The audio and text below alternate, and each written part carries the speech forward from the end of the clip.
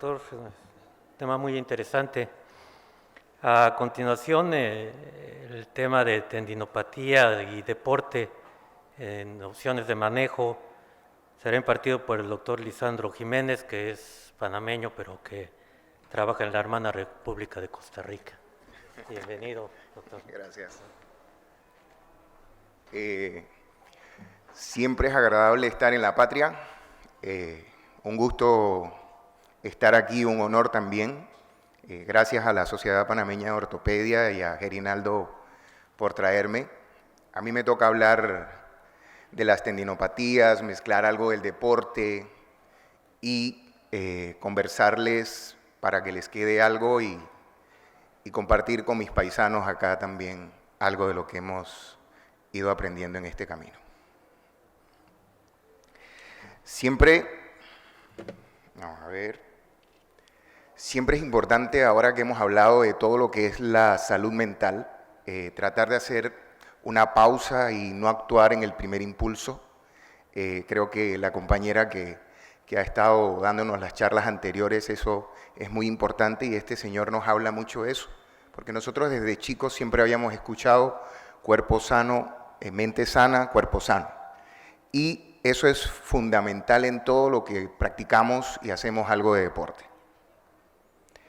Como podemos ver, parte de las tendinopatías que siempre tenemos, podemos ver las más importantes y estas se clasifican en las insercionales, que es un grupo muy particular entre la década de los 40, 50 y 60, y yo creo que cada uno de nosotros aquí como ortopedistas nos ha llegado a nuestra consulta. Están las tendinopatías insercionales, que es más asociada a los deportistas y a los de mediana y larga distancia. Y también hay otra clasificación que son los de las bursitis retrocalcánea y deformidad de Haglund. La epidemiología, las insercionales es un 25%, las no insercionales podemos ver que son mucho más. Hay una predisposición dependiendo de la edad, también dependiendo de los deportes. Y como podemos ver, el peso, el sexo también influyen en este tipo de patologías. Aquí podemos ver las causas y los tipos, como ya las habíamos hablado, pero también hablamos de la fisiopatología y debemos tener presente que el tendón, a medida que vamos avanzando en los años, va perdiendo elasticidad y va ocurriendo una metaplasia cartilaginosa y luego se va transformando en una metaplasia ósea. Radiológicamente podemos diagnosticar la deformidad de Haglund, pero también podemos ver en estas radiografías cómo se va calcificando el tendón de Aquiles. Y muchas veces podemos pensar que solo con esta radiografía podemos dar el tratamiento y nos va a ayudar bastante a lo que debemos plantearnos para poder resolver este problema en este paciente.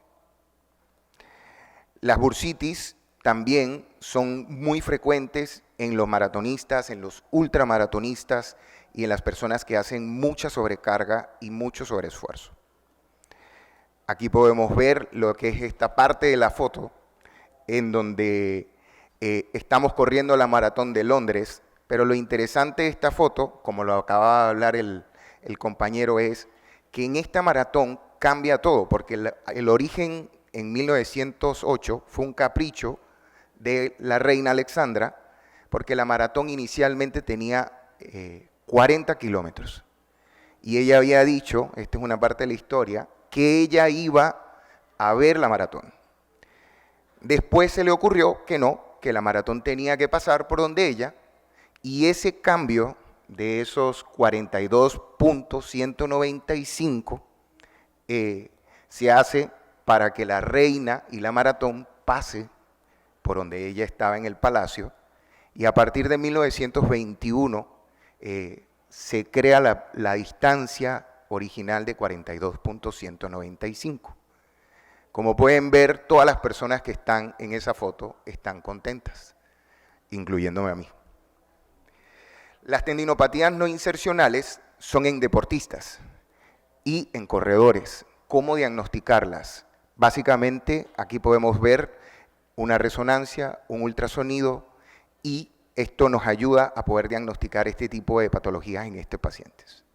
Debemos tener presentes en las no insercionales lo importante que es la irrigación, que es a partir de la inserción de 2 centímetros de su inserción, aproximadamente 6, como podemos ver aquí, que hay muy poca irrigación y el tendón tiende a no defenderse tanto. A medida que va pasando los años, vamos perdiendo la garantía, específicamente después de los 40 años, y esto nos hace perder elasticidad. Entonces, también tenemos que ver la biomecánica de estos pacientes, que es muy fundamental en el manejo de estas patologías. Como podemos ver la parte anatómica, todo está unido, desde los gastronemios, el sóleo, el Aquiles y la fascia plantar, es un solo elástico y lo tenemos que ver como una sola cuerda. Si nos molesta en el talón, si nos molesta en los dedos, si nos molesta en el Aquiles, debemos valorar clínicamente todo ese elástico. Los patrones de la marcha, que son muy importantes, ¿para qué nos ayudan? Nos ayudan a ver en qué porcentaje de la marcha vamos a estar afectados, pero también qué músculos, qué tendones, cómo es el balanceo, cuál está funcionando, cuál no está funcionando adecuadamente, y eso nos va a quitar, nos va a restar, y eso también hay que verlo en el paciente. Como lo vemos aquí podemos ver los que controlan parte del movimiento en cada uno de ellos, y podemos hablar de los 3 rodillos o los rockers del ciclo de la marcha, que es prácticamente lo que tenemos que valorar para ver cuáles son los que están afectados y cuáles son los que no están balanceados. Muchas veces todo el tratamiento en este tipo de pacientes va por lo primero, el tratamiento conservador. ¿Y qué vamos a hacer con el tratamiento conservador? La primera línea es inmovilización y reposo, modificación del calzado. El calzado muchas veces tiene que tener buena amortiguación, y esta amortiguación tenemos que tener presente que también se agota, se gasta, y aunque veamos las zapatillas muy bien, prácticamente ese amortiguador va perdiendo su fuerza, y lo que va recibiendo el impacto son las rodillas, son las tibias, son los pies, son los tendones, y ahí vienen las lesiones.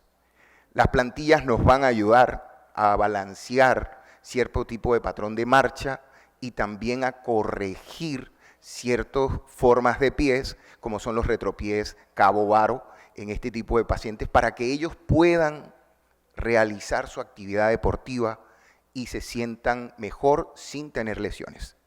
Y los ejercicios de estiramiento excéntricos, que son fundamentales en la primera línea de tratamiento, lo cual nos va a ayudar a superar esas lesiones. Pongo aquí las ondas de choque porque siempre está dentro del segundo frente como de tratamiento. Nunca usarlo como primer frente de tratamiento, más cuando están en la etapa inflamatoria, pero sí están como segunda opción o segunda línea de tratamiento. El plasma rico en plaquetas. Y pongo en rojo los corticosteroides porque debemos dejar de usarlos. Prácticamente yo no los utilizo, trato de buscar siempre todas las mejores opciones, porque aunque estemos alejados, aunque vayamos cerca del tendón de Aquiles, aunque lo hagamos dirigido con ultrasonido, esto siempre existe el riesgo de que puedan haber rupturas secundarias a esas. Incluso me ha pasado en pacientes de que han tenido desinserción por infiltraciones de corticosteroides. Como podemos ver aquí, el calzado, las plantillas, uno que el otro se puede hablar, va a mejorar el rendimiento si le quito las plantillas a las zapatillas y me pongo las mías. Siempre es como una pregunta en temas deportivos. No hay tanta diferencia estadística si uno o el otro, pero lo que sí debemos tener presente es que las plantillas son ensayo y error. Así que si el paciente se siente bien con los pequeños cambios que hagamos, le va a ir bien. Lo otro que está de moda para este tipo de patología es las zapatillas, y siempre nos vamos a preguntar o nos preguntan, doctor, ¿cuál es la mejor zapatilla que puedo usar para correr una maratón y evitarme una lesión? Está de moda ahora el overcushing, y aquí podemos ver los modelos, vemos cómo son las suelas, son más grandes, dan mayor amortiguación, mejoran mucho lo que es el dolor de espalda para los pacientes, porque este tipo de pacientes a veces también refieren asociarse a lumbalgias, y básicamente es por la amortiguación que debemos tener necesarias. Aquí podemos ver los diferentes tipos de ejercicios excéntricos, los estiramientos, pre un entrenamiento o posterior al entrenamiento siempre te va a ayudar en la recuperación, te va a ayudar en la prevención, y es algo que debemos tener presente. También debemos ver si estos pacientes tienen algún acortamiento de los gastronemios, que es como un porcentaje pequeño de que les va a producir muchas lesiones, desgarros en deportistas y en futbolistas que hemos tenido muchas veces en Costa Rica.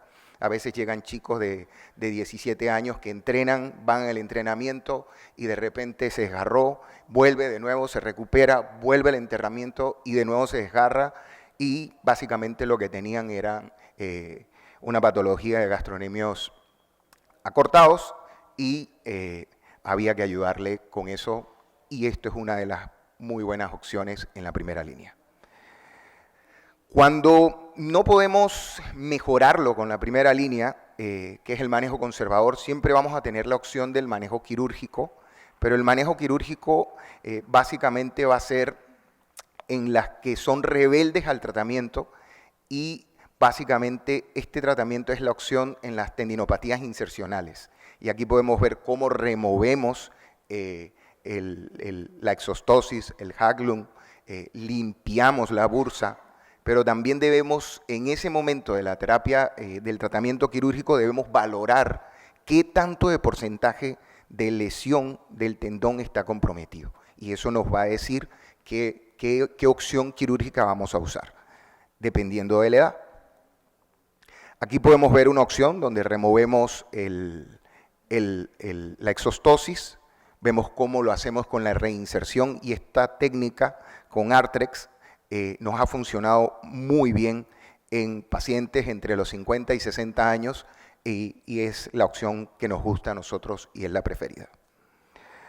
La calcaneoplastía artroscópica es una buena opción para el Haglund y para la bursitis, pero no se aplica para todos los pacientes, y la utilizamos más que todo en pacientes jóvenes, ¿verdad? Pero cuando se escucha mucho de este sistema o de esta cirugía, muchas veces, a veces los pacientes vienen y te dicen: doctor, yo quiero que usted me ayude y me quite el huesito ese por los 2 huequitos esos pequeñitos que usted hace. No se aplica para todos los pacientes, existe el riesgo también de que ocurra una desinserción, y siempre debemos ser cautos y precavidos, pero les va muy bien a los pacientes jóvenes y es una buena opción de tratamiento. Aquí podemos ver cómo está el Haglund, cómo lo vemos artroscópicamente y cómo ya después los pulimos con una fresa, removemos la bursa, y estos pacientes evolucionan muy bien.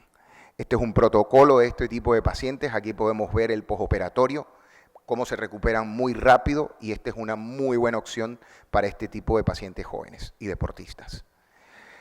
La tendinoscopía o tendoscopía o tenoscopía de Aquiles es una de las técnicas quirúrgicas que utilizamos en las no insercionales. Y aquí podemos ver que nos ayuda mucho cuando falla el tratamiento y vemos que es un dolor crónico.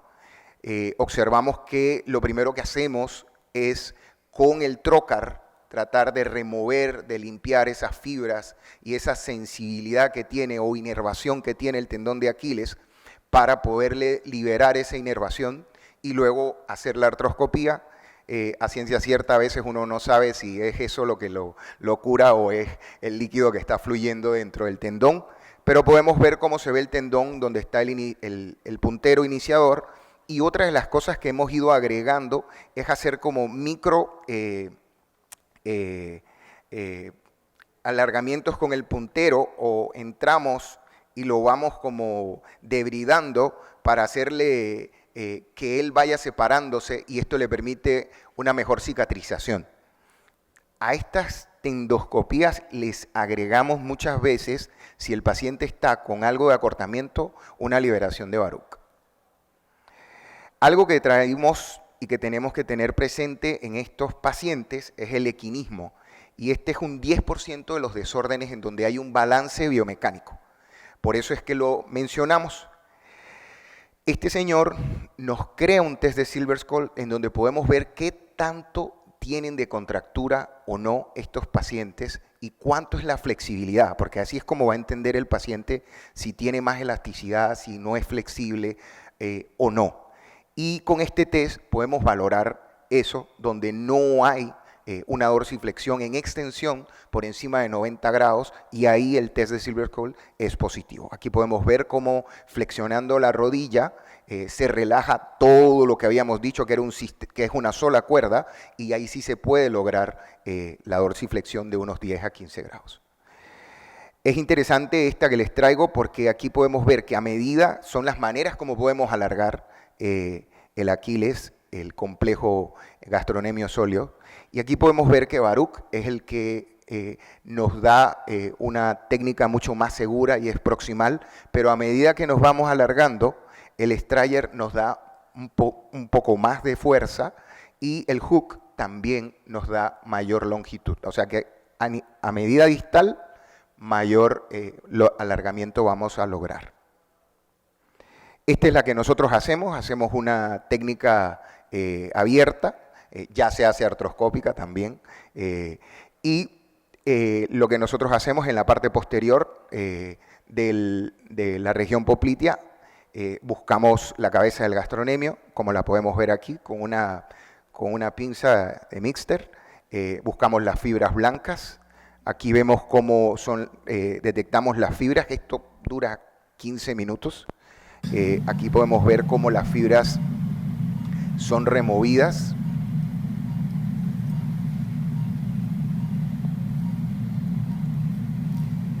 Es muy seguro, nos da esa tranquilidad de que si estamos más allá donde está el ángulo de la tijera, está la zona peligrosa, pero estos pacientes mejoran considerablemente.